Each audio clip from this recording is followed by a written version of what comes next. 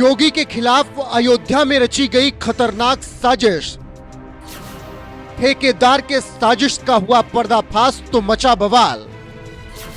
बाबा से पंगा, ठेकेदार और कंपनी को पड़ गया भारी। अयोध्या चर्चाओं में है, पहले राम मंदिर की वजह से, फिर चुनावी नतीजों की वजह से और अब चोरी की वजह से। जी हां, खबर आई कि अयोध्या में रामपथ पर लगी लाइटें चोरी हो गई, जिसके बाद अयोध्या से लेकर लखनऊ तक हड़कंप मच गया। लेकिन जब इसकी सच्चाई पता लगाई गई तो सब दंग रह गए,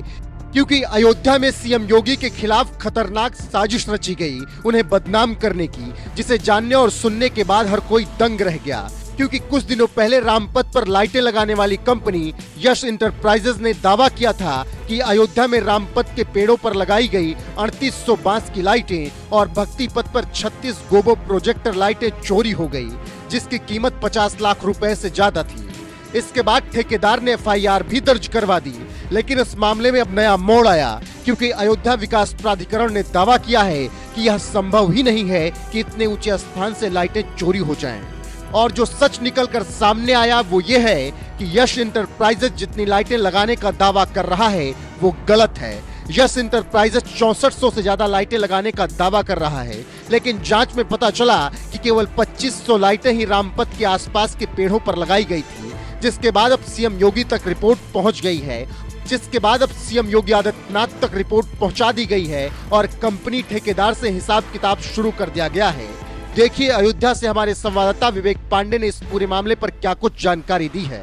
नमस्ते, मेरा नाम विवेक है, एनएमएफ न्यूज देख रहे हैं आप। एक बार फिर से अयोध्या लगातार चर्चाओं में है और इस बार चर्चा में इसलिए है क्योंकि यहाँ पर अयोध्या को सजाने में, अयोध्या को संवारने में जो लाइटें लगाई गई थी वो लाइटें अब चोरी हो गई हैं। जी हाँ,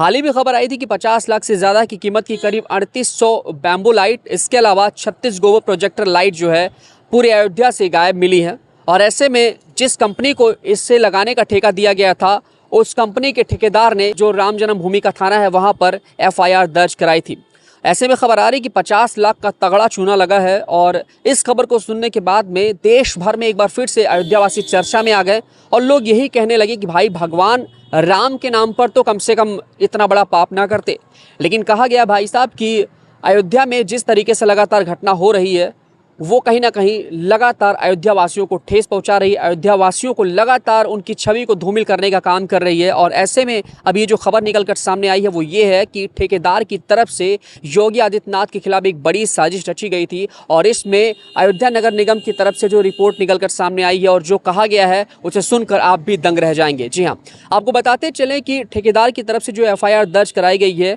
उसके बाद में जब ये मामला सामने आया तो अयोध्या नगर निगम की तरफ से एक बयान आया है जिसमें कहा गया है कि जिन लाइटों के चोरी होने की एफआईआर दर्ज कराई गई है, दरअसल वो लाइट लगाई ही नहीं गई है। जी हाँ,